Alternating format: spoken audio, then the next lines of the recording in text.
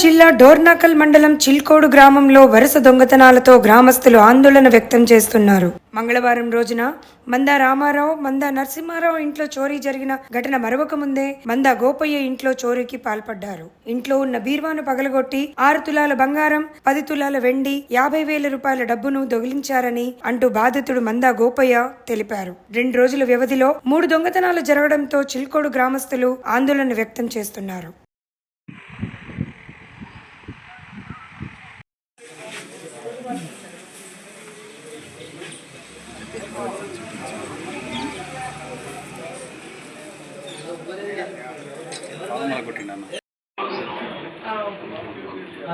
Location పెట్టినా sir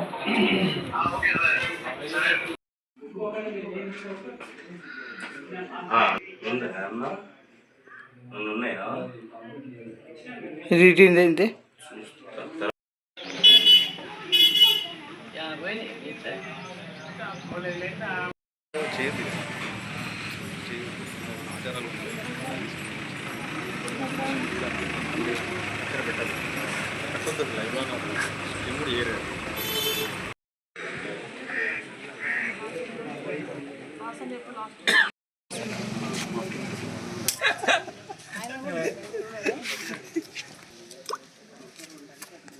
breaking చూడట్లా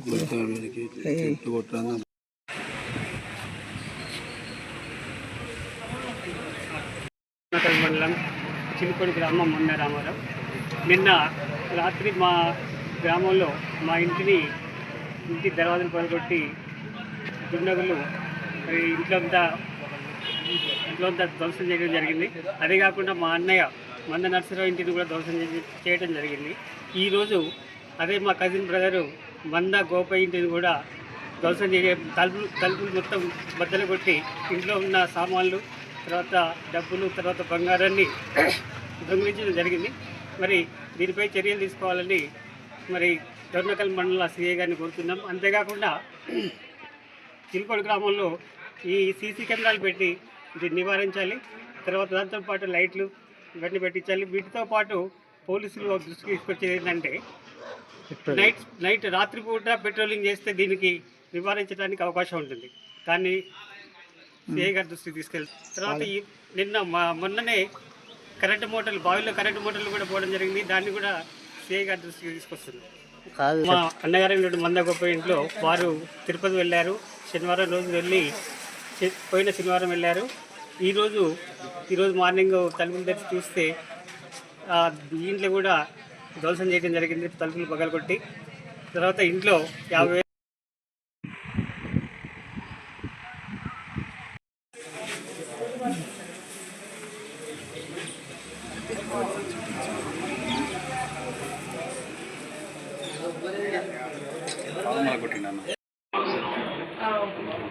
50,000 location పెట్టినా sir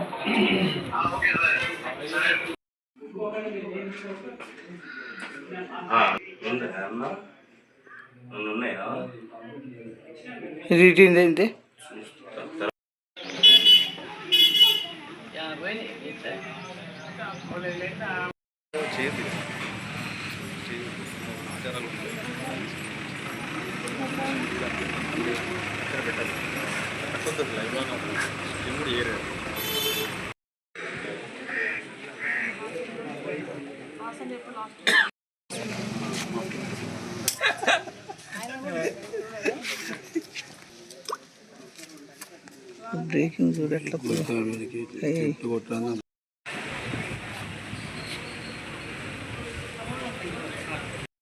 మండలం చిలుకోడు గ్రామం మందా రామారావు. నిన్న రాత్రి మా గ్రామంలో మా ఇంటి దర్వాజలు పగలగొట్టి దుండగులు ఇంట్లో అంతా ధ్వంసం చేయడం జరిగింది. అదే కాకుండా మా అన్నయ్య మంద నరసింహారావు ఇంటిని కూడా ధ్వంసం చేయడం జరిగింది. ఈరోజు అదే మా కజిన్ బ్రదరు మందా గోపయ్య ఇంటిని కూడా ధ్వంసం తలుపులు మొత్తం బద్దలు కొట్టి ఇంట్లో ఉన్న సామాన్లు, తర్వాత డబ్బులు, తర్వాత బంగారాన్ని దొంగిలించడం జరిగింది. మరి దీనిపై చర్యలు తీసుకోవాలని మరి డోర్నకల్ మండల సిఐ గారిని కోరుతున్నాం. అంతేకాకుండా చిల్కోడు గ్రామంలో ఈ సీసీ కెమెరాలు పెట్టి దీన్ని నివారించాలి. తర్వాత దాంతోపాటు లైట్లు ఇవన్నీ పెట్టించాలి. వీటితో పాటు పోలీసులు దృష్టికి తీసుకొచ్చేది ఏంటంటే నైట్ రాత్రిపూట పెట్రోలింగ్ చేస్తే దీనికి నివారించడానికి అవకాశం ఉంటుంది. దాన్ని సిఐ గారి దృష్టికి తీసుకెళ్తారు. తర్వాత మొన్ననే కరెంటు మోటార్లు, బావిలో కరెంటు మోటార్లు కూడా పోవడం జరిగింది. దాన్ని కూడా సిఐ గారి దృష్టికి తీసుకొస్తున్నారు. కాదు మా అన్నగారు మంద గొప్ప ఇంట్లో వారు తిరుపతి వెళ్ళారు. శనివారం రోజు వెళ్ళి పోయిన శనివారం వెళ్ళారు.